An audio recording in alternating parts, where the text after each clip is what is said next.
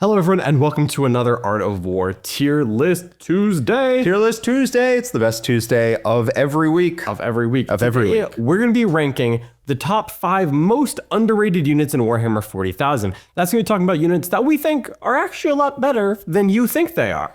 That's right. Just, units that we think could actually make competitive lists, could actually be viable, even if they aren't always taken. And here's the deal about underrated units.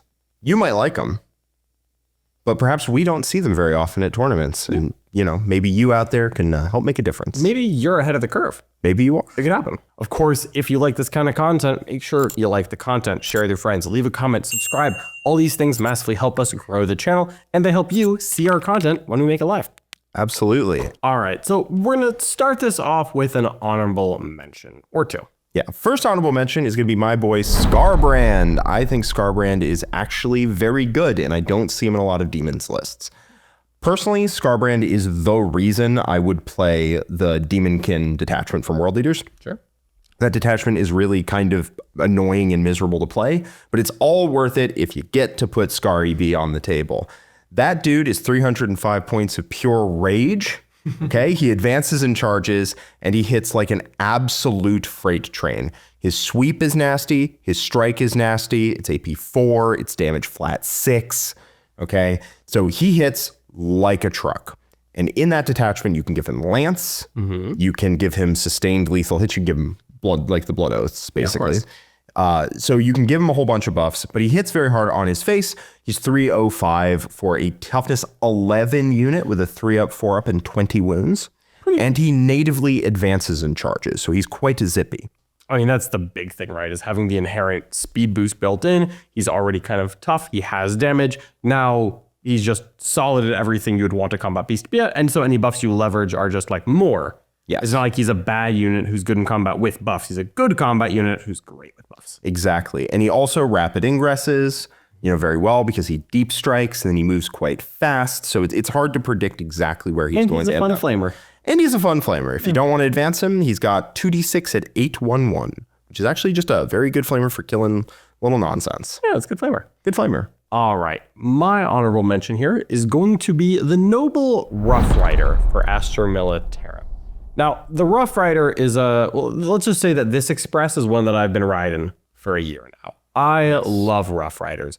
They are T4, 2 wounds, 4-up save, and they move 12. They are very quick. They get access to guard orders, and it's 60 points for 5 models that are defensively a Space Marine Scout, but they're 10 points cheaper, move twice as fast, and they have a melt-gun on a stick, and then you give them orders.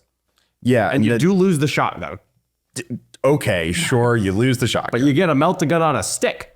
And so I really like Rough Riders. They have both a Melta and a Frag profile on their lance. They're actually pretty good at killing hordes. They're pretty good at killing like tanks. They can do a reasonable amount into elite infantry, although they're probably best on the extremes. Hordes and tanks are what they're best at. Yeah. But they're solid in the middle as well. And they're just really cheap, and they provide guard with an avenue that they don't normally have. And just that ability to say, yeah, you're just going to move 15.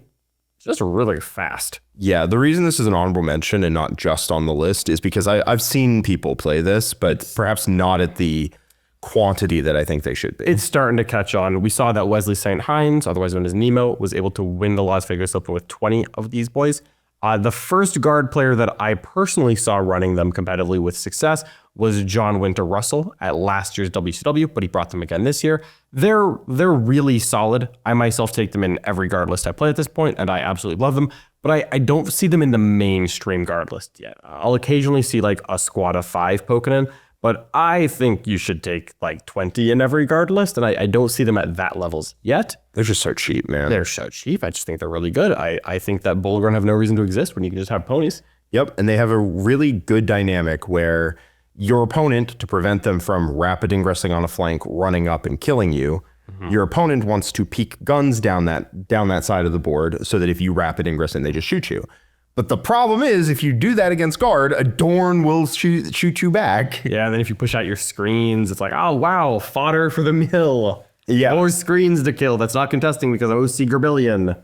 So you're not going to poke out your guns to cover the rapid ingress. And so the horses are just like, don't you mind if I do kill you? Yeah, really, really strong there. I quite like having the Rough Riders in my guard lists. Now, before we dive into our actual top 5, let's hear a quick word from one of our sponsors. Objective markers are essential to every game of Warhammer 40k, so why not try out the latest in objective marker technology for your own games? These objectives are significantly thinner than the neoprene markers you see at your local game store and tournaments, so it's very easy to put them under ruins and models. They feature minimalist and clear designs so that they blend into your existing terrain and mats. Functional, while removing the visual clutter to make your battlefields more immersive. The objective markers ship from the United Kingdom to the EU, US, and Australia. What are you waiting for? Try them out now. Now, let's go ahead and dive right into that top 5. So, kicking it off, number 5, we have the Tau Ghostkeel, underrated by great players around the world. I would even say there's a player in this very house who underrates the Ghostkeel. If he were on this tier list, it wouldn't be on this list because he thinks it's not good, and yet it is incredible. So the Ghostkeel is a unit I would include in basically every one of my lists if I could. It's a very tough lone op with a good amount of OC and a good gun, and is very annoying to kill. I have actually played quite a bit with the Ghostkeel about a year ago when I played the Tower of Retaliation cadre to several events. The unit was a pretty good like all-star in the list, honestly. So it's a lone op tank, which is crazy. It's not 18-inch lone op, it's true lone op, 12 inches. Doesn't have to be near like an infantry unit? Nope, just wide in the open. Sorry, my objective, I'm just holding, I don't know what to tell you. And an 160-point lone op that does that, well, you might think, okay, well, is it fragile? What, does it not contribute to the game very much? Nope, that's not true either. So fragile, no sir. It has a 2-up save, 12 wounds, toughness, only toughness 8. But infiltrate and stealthy. So it gets into position right away, and it's stealthy, so it's -1 to be hit right off the bat. Yeah. And then it has a 2-up save and 12 wounds, which is pretty reasonably tanky, actually. But it also has 2 drones. Damn, it's drone. The drones each don't do anything, but they can blank an incoming hit. So your opponent rolls up to you and hands you like 3-4 las cannon saves. And you're like, all right, first 2 don't count. I pass one of my saves. I take d6 plus 1 damage. Nothing. Right? Like a Caladius motors up to within 12 and will almost never kill the Ghostkeel.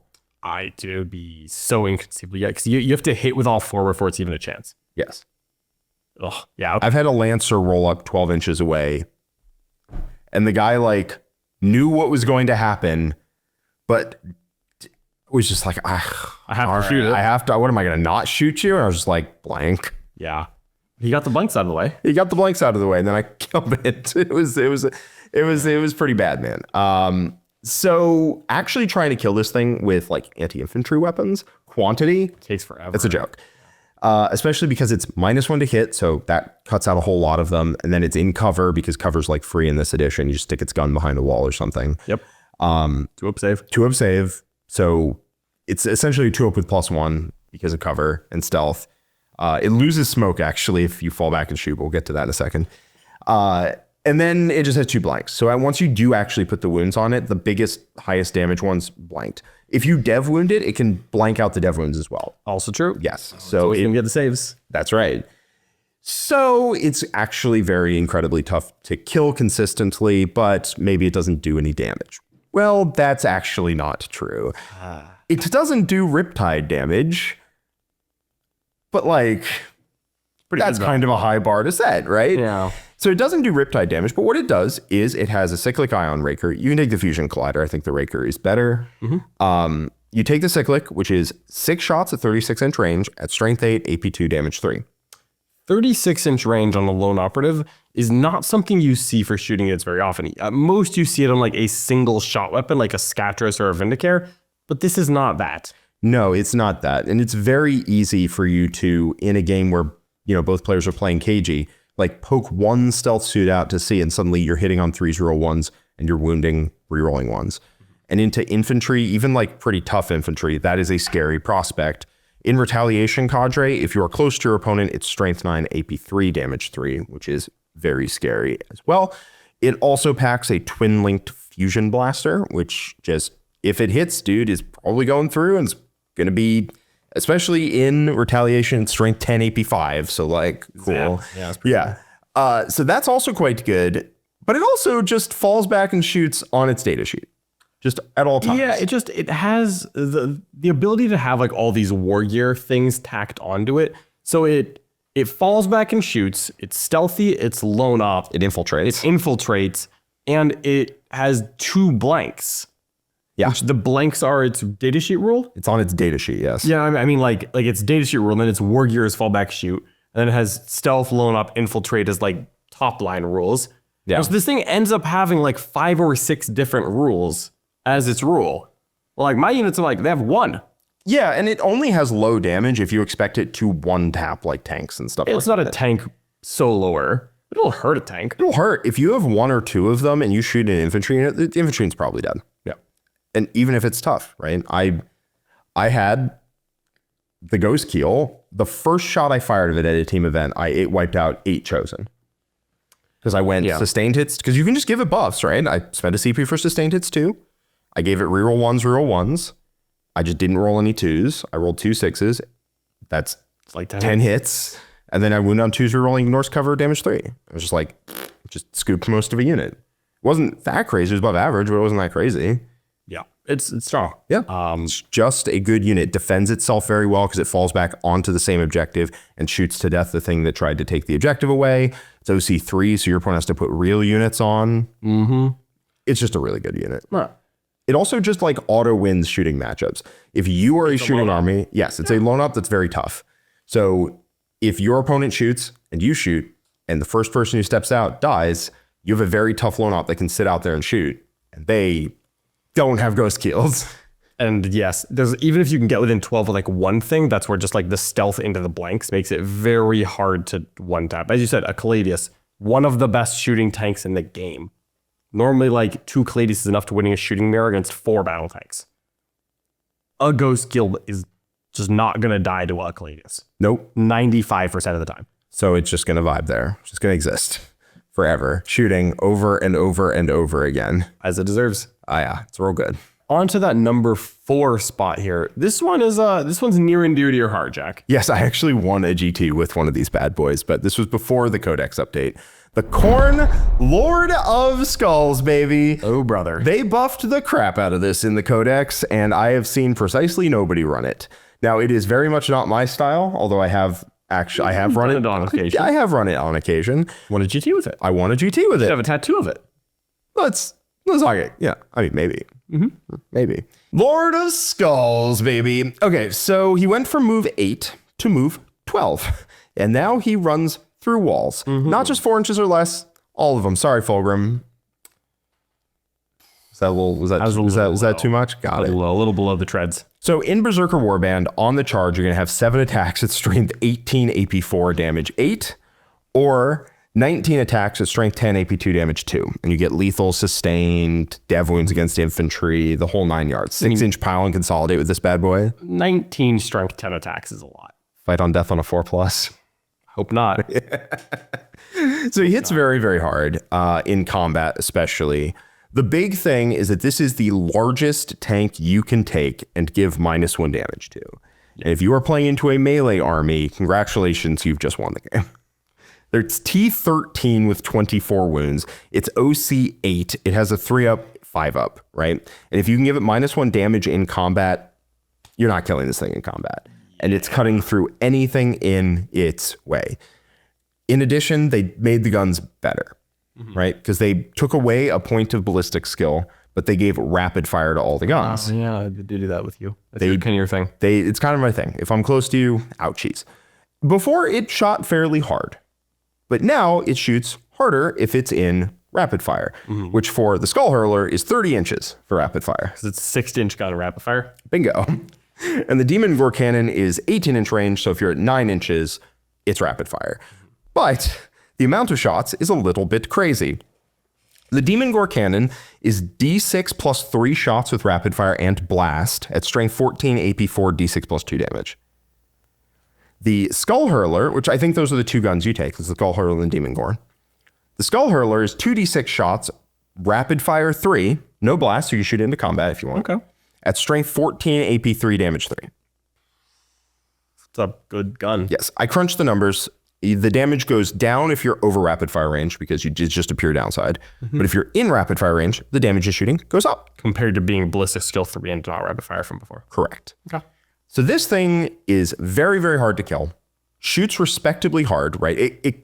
What I found with this thing is you shoot, you kill some stuff, sure. And then every so often it just pops the hell off and deletes like 2 things in shooting. Yeah. So it's like it just spikes up every so often. See what the shotgun's like. Yeah, you just see what's going on. And it hits incredibly hard in combat, and it moves 12 through walls and charges. And you can make it -1 damage. So melee units need not apply. You got to kill this thing in shooting, and it's toughness 13. So if you're based around las cannons and the like, good luck with that.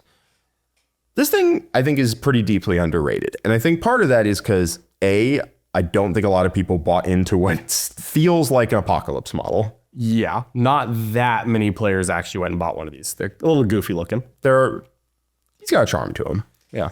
And also, when you take one, you're building your army around it, and people might not want to do that. That being said, I think in teams, this thing rocks. If you're not ready for it, you're dead.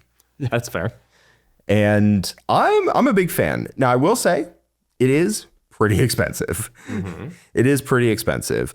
Its datasheet rule is kind of whatever. It means you roll an extra die for your blood blessing of the blood god roll. It's fine. It's whatever. Used to just auto bring back Angron, which was very funny, but not to anymore.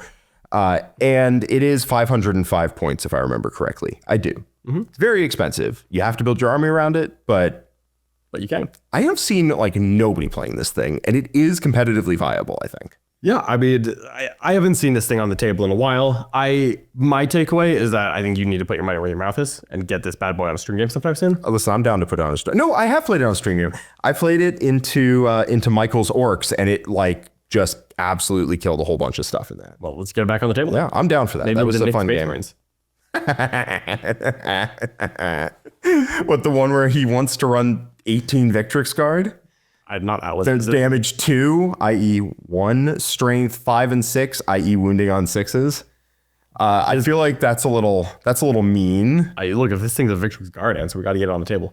I think Victrix Guard aren't a Lord of Skulls answer. I will tell you that. Well, let's move on to the next one, shall we? Absolutely. Next on the list is something I think a little more loyal. You'll find whose loyalty could never be questioned. The Lord of Skulls is loyal to me, but I'm willing to hear this one out. The Ravenwing Command Squad.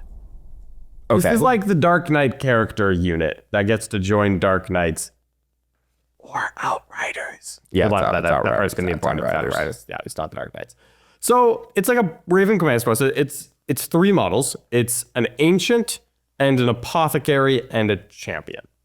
And the Champion's the character. Right. And it's not a command squad that gets led by someone else. Like you can't join Sam Miller or Chapter for this. It's just these 3 nodes. And they join an Outrider squad. And what they do is there are 4 wound Black Knights. So it's 3 up armor, 5 up benevolent. It's a T5 Space Marine bike body. Then the rules are like each guy does his own thing. So the Ancient, while he's alive, gives +1 OC. This makes sense. The Apothecary, while he's alive, reses 1 bike besides an ATV or a character, but it is just like res a 4 wound bike. It's actually kind of cool. Also resing a bike that is this big, 1 inch away, so you just gain a ton of extra movement. It is like genuinely like +6 inches to my movement. It's actually kind of crazy. Yeah, it's pretty nuts. It's cool. It's cool. The Champion gives free heroic interventions and also +1 to advance and charge rolls. Okay, so you'll have to pretty solid detachment we can advance and charge, but I'm playing Space Marines, but we'll figure it out together. So that unit moves what, 12? It moves 12, +1 advance and charge, +D6. So 14 + 3D6 if I'm trying to cross the gap.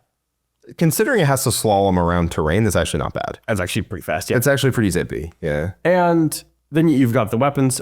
You have the Black Knight kind of weapons on 2 of them, which is just like it's a strength 5, AP 2 damage, 1 Devlins. Be crazy if there was some way to buff that. Yeah, anyways, bear with me here. Then the Champion is actually pretty good. He's 6 attacks of 5/2/2. Okay, that doesn't sound that good. And you get like some plasma gun on top. Yeah, it doesn't sound that good. What if there's a way to buff it? It is pretty cool. So the Outrider squad that you're going to be joining him to, their rule is +1 strength and a damage on the charge for the unit. This does include attached characters. So now this Champion is going to 6 attacks of strength 6, AP 2 damage 3 on the charge. That actually hits pretty hard. Actually, it's pretty hard. And because he's a character, you could potentially find in your heart to give him an enhancement. If you are running in like Stormlance, you get him an enhancement that's like +2 strength on the charge. So at this point, if you charge him, he's strength 5. And if me charge you, strength 8. We are now hitting some breakpoints. And in Stormlance, you can fall back and charge. There's like a million ways actually for this unit to fall back and charge. If you're taking a detachment where it doesn't, you probably messed up somewhere. Where you can do it easily. Between this, Gladius, and Company of Hunters, all just have like baked in, this guy gets to fall back, advanced charge, smash. Yes. It actually ends up being really solid. And this unit's a little bit expensive, but you actually get to make a really good combat unit, and it gives more speedy punch in a Stormlance, which is something that Dark Angels actually kind of sorely need, in my opinion, because Deathwing Knights are great, but they only move 5. And if you run them in Stormlance, you don't buff their output. Their output either is enough for the situation or it isn't. But Stormlance, you have access to like Lance, and you're fast enough to start like going past things. And again, that healing tech, also that defensive tech, you have a 1 CP -1 to hit and wound, does give you a shocking amount of options. How many points are these bad boys? So these 3 are 120, which is going to keep them from being a little higher on the list because they ain't cheap. That means that the Outrider plus this package is 200. For a 6-man bike unit, that is +1 advanced in charge, hits pretty hard, res is a model. It's 200 points for 9 bikes? No, it's 3 Outriders, 3. Okay, if you wanted to take squad. 6 Outriders, an ATV, and 3 of these bad boys, how much would that run me? That would run you 340, although I personally don't think that the ATV is ever necessary. I think it would be 280 for a 6-man in this. For a 9-man? Okay, that is 280 for a 9-man bike unit is legit. That's legit.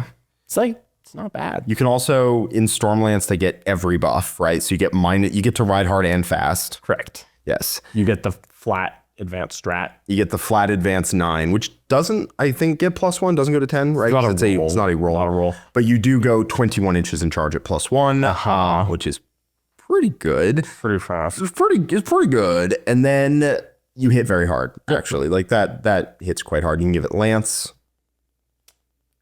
It's pretty hard. Pretty good. And again, if you put that enhancement on the character and he's strength 8, Lance, AP 2 damage 3.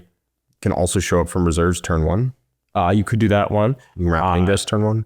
You could do that one. You can do all kinds of tricks with this. And if you have the line nearby, you get some rerolls. Yeah, reroll 1 hit and wound. Yeah, real solid things here for a Starlance, I think.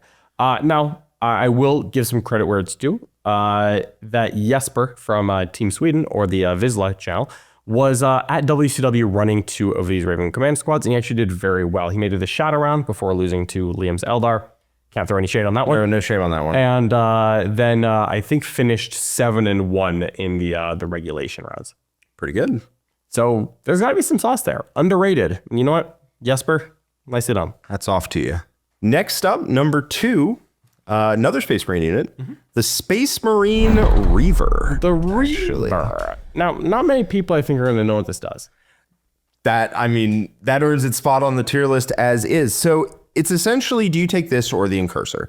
The Incursors are not underrated at all. They're very good. They're very good. If you're running a shooting-based or a combined arms Space Marine list, you want Incursors in there to give out +1 to wound, or +1 to hit, as well as having the mine and scout, assault weapons, guns that help. It's like good stabbing. Yeah, it's just good at everything. But if you're running melee, or even if you're running combined arms, I would say you could very much prefer to have the Reiver. If you're running melee, you do prefer to have the Reivers. Reivers don't buff other units. No, sir. No. What they do is they also scout. They have very good knives. They're precision base, and they're 4/1/1, but if you are running any kind of melee marine chapter, you have some way of buffing that, right? Sure, yeah. So it's like 20 attacks at 4/1/1, which is pretty solid at skirmishing. If you're running Blood Angels, it's 25 attacks at 6/1/1, which is where they get really, really good if you're running Liberator Assault group. But their 2 rules are the reason why I think they're so high up on this list. Not just scout, but they also make every enemy unit within engage range at the start of the fight phase take a battle shock check at -1. Every single one. Is that like excluding vehicles, monsters? No, actually. Their other rule excludes vehicle and monsters, not this one. If your opponent has to kill you in combat, they oftentimes have to run in, take a battle shock check, and then potentially be battle shocked on your turn, where you can then walk up and say, you can't interrupt anymore. And just delete off the swath of their board.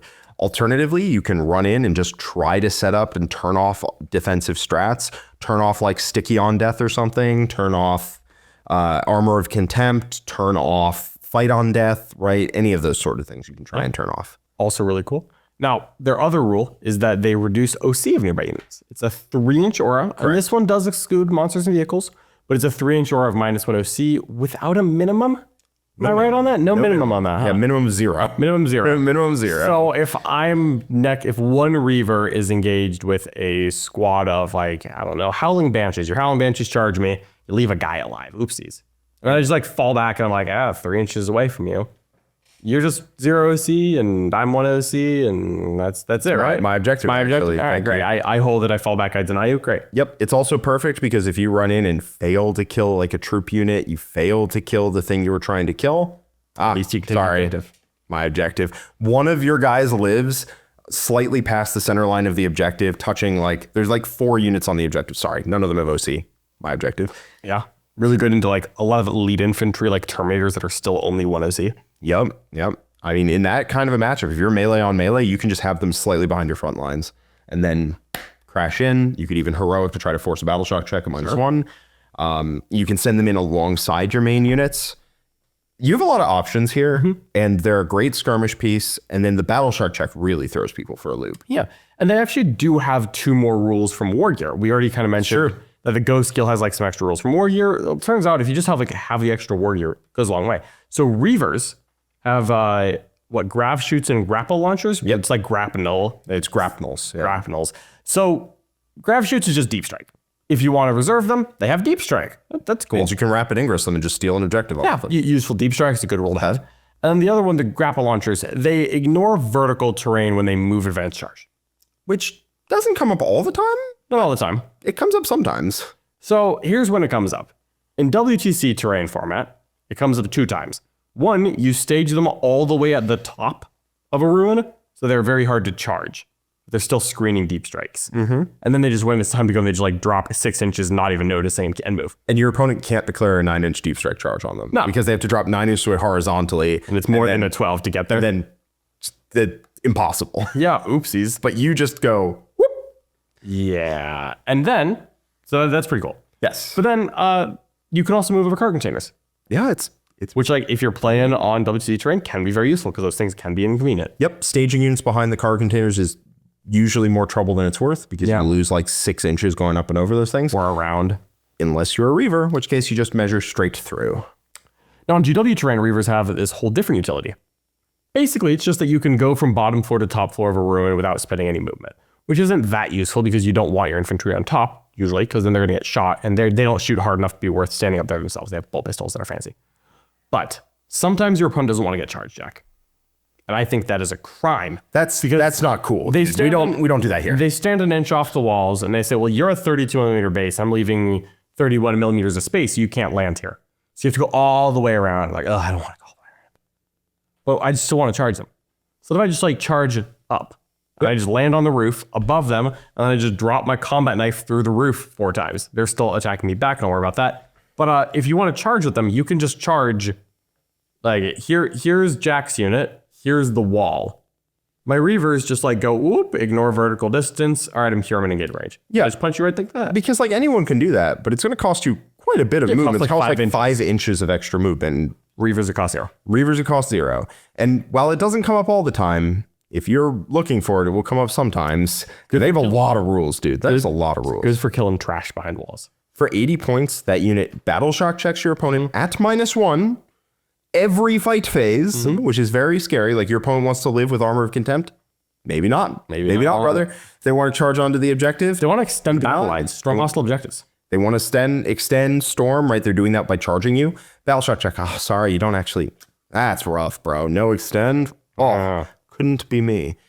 And then also the -1 OC aura is just, until they all go down, your opponent's just not holding the objective. It's so good. It can be really, really valuable. And they hit reasonably hard. Now, I will say in lag, they're at their best. Liberator Assault Group. Sure. 611 with 5 attacks a model is very, very good. That's gross. Actually, writing lists for Liberator Assault Group is why they're on this list today. Sure. But if you're any kind of melee Marines, they're just quite a good unit for 80 points. Essentially, if you don't need the extra things and cursors do, go to Reivers. They are better if you don't need that +1 to hit. Yeah. Or that Haywire Mine. Or that Haywire Mine. All right. We are now on to the number 1 spot. what you believe, Jack, to be the most underrated unit in the game. Now, this is a unit that you love near and dear. That's right. And I'd say that Nick is quite sold as well. That perhaps the greater community made fun of you. A little bit. A little bit. Just a little bit. And now they get a diss track. That's right. So Drop the beats. I took Celestine to the World Championships of Warhammer, and I came in 7th. I got Best Sisters even at that event. The trophy's around here somewhere, I'm sure. No doubt. Yeah. So I think Celestine is very, very good. And I got made fun of a little bit for that because she doesn't do a lot of damage. And that is true. She doesn't do a lot of damage. She is 150 points, and she doesn't do a hell of a lot of damage. But if you know what the job is for her, she does that job to a T. And that job is being an annoying little mosquito that your opponent just can't swat. She is pretty difficult to swat. Yeah, she's really annoying to kill. She has a 2-up, 4-up on her and her Gemini, of which she has 2. They are 2 wounds. She has 5 wounds. While a Gemini is alive, she has a 4 Film of Pain. So she is Calgar, basically. So what you do is you take the saves on the first Gemini, and then it hops to Celestine while you have 1 Gemini still remaining. Yeah. And Celestine takes all the saves because she's a 2-up, 4-up, 4-up Feel No Pain. She's very, very tanky. And when she does eventually go down, if she eventually goes down, because it takes quite a bit of work to do that, she then stands back up on a 2-up and heals back Gemini. So you have to do it all over again. Unless you roll a 1. Which I did like the first 3 rounds of WCW, but whatever. Of course. Yes. So what that usually means is your opponent makes the correct read that going after her is just not worth it. Yep. She just buzzes around making attacks with dev wounds. She makes attacks with dev wounds. And she, as I said, isn't the highest damage unit in the game. But if you wring every last drop of damage out of her, her unit does have grenades. She has a pretty good flamer. It's D6 shots at 621. Ignores cover. And then she has 5 attacks. And her unit has 8 attacks combined. And her unit is 421, and she is 632 dev. Does she come with the grenades keyword? She does come with the grenades keyword. She has a fun heavy flamer. She's got dev wound on the sword, which means you could walk in with Miracle Ice, save a 6, roll them all, maybe get 1 6. It's super reasonable. She's like, damage 2 in combat? Yes. To like walk up, throw a grenade, do 3 or 4 mortals. You swing the sword, you do like 2 mortals because you roll the dev wound, and then you just drop a 6 on the end to do another. You can easily go in and just say like, hey, it was like 7 or 8 dev wounds and a couple saves. Yep. You can very easily, if you can basically engineer it to where you will take a home objective away from Almost any army in the game. Almost any army in the game. And she moves quite quick. She can rapid ingress. Having a rapid ingress unit is very good. And she is tiny. Her base is 140 mil? 140 mil, and there's 232 mils alongside her. So her footprint is like that big, and your opponent has to screen that out. And if they don't, she's just going to drop in and go for their home. Yeah, very punishing. And because she can stand up on death, she has a lot of value in multiple ways. In front of a very hard shooting army, they have to put out a lot of guns, but they could shoot her death, but then 2+ she stands back up. Yeah, I played a practice game into a Tau gun line where I threatened to just rapid ingress her on the center in clean line of sight of the entire army. Because like she probably just like dies and then stands up and lives. Yep, and then I hold the point, and I get a 15. So you had to start bringing units out. And then I didn't rapid ingress her there. I used the hidden second option, which is not to go after the home objective. It is to tie something up on your go turn. Because she's almost never going to die in combat. It's hard to do, yeah. Very, very hard to do. Your opponent isn't just going to leave all their guns and stuff in the open, because then you'll kill them. But they leave them in a place behind a wall to where they can move out and shoot if you start getting aggressive. So Celestine just rapid ingresses and runs up and touches them. Her best friend. She hugs all day long. Her best friend is Death Guard bloat drones with heavy blight launchers. I'm sure. That feels I hear those are in danger now. Oh, man. And often there's a flank where 2 of them are next to each other. Oh, the best. That happens. I've had that happen more than once. Fair enough. And she just rapid ingresses in, runs up and makes friends and holds their hand while the rest of my army shoves them. And I know that you shared his opinion where you thought she was at her best in a world where she could fall back into active necessary. I do think she needs to be in that because her damage, as I said, isn't high, and your opponent needs to be able to not be able to swat her. Yeah. And one way to swat her is to like put a cup over her, right? And just leave her pinned. A rhino charges in and she's stuck there. That was usually my plan. It's like whenever I see her, I'm just like, rhino, and someone else go do something else. But Champions of Faith not only has a stratagem to make her her entire unit +1 strength and AP, which hits a lot of breakpoints for that unit, but also 1 CP fallback shoot and charge. That's the big one. That's the big one. And so that means that if your opponent doesn't SWAT her, well, your whole objective is just gone, right? Because she's falling go back find and something. takes it. She's also 3 OC because she has 3 buddies. So she doesn't even... test like a tank. You can contest a tank. You can take an objective off your opponent. She's a little Swiss Army knife, and her profile is small enough that you can just insert that knife wherever you want, right? Wherever it makes the most sense to put Celestine, Wherever it hurts the most. Wherever it hurts the most. I've had her just kind of win a flank also because she's just so obnoxious to chew through that like she rapid ingresses in, runs up, throws a grenade, kills a unit, tags something. And then they throw some attacks her way as they clean up other stuff on that flank. Don't kill her for the first time. She falls back, she kills something, she tags something else. Then they kill her for the first time. She stands back up, heals the Gemini, finishes off the flank. Like I've had her grind through flanks also, just because if they throw real effort at her, well, sure, fine. There's like 3 Sacrosanct units, the Volgons. Yep. There's like real units, immolators that they have to kill. And if they throw real effort at her, they're not dealing with any of that stuff. So they don't throw real effort at her. So she just like carves a path. Yeah. Turn over turn. It's so good. She's so good. Pretty good at that. That's going to wrap up our top 5 units. Hopefully you enjoyed this video. If so, like it, share it, subscribe, leave a comment. All these things massively help us. As well, if you want to see even more fantastic Warhammer 40k content, make sure you check out The War Room. That is a link in the description below, thewarroom.vhx.tv. You can even get it right here on the YouTube channel by becoming a gold member. Either way, we put out multiple coaching matches. We put out post-game analysis, Know Thy Enemies, the vaunted Jack Theory masterclasses, and more. There's tons of great Warhammer content in there for you to check out. Thank you so much for watching, everyone. We'll see you all next time. Bye-bye. Bye-bye.